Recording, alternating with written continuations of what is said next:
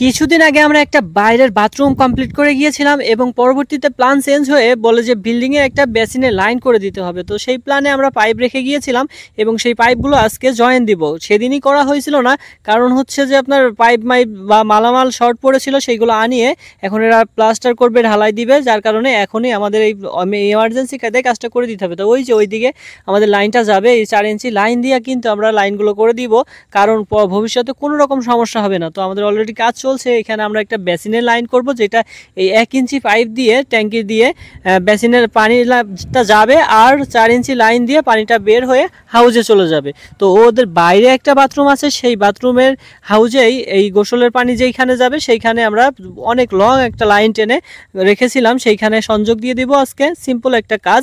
তো অলরেডি আমাদের কাজ চলছে এবং আমরা 1 ইঞ্চি লাইনটা টেনে দিয়েছি, এবার 4 ইঞ্চি লাইনটা টেনে দিলেই আমাদের আজকের মতো কাজ এখানে ঝামেলা সমাপ্ত হয়ে যাবে।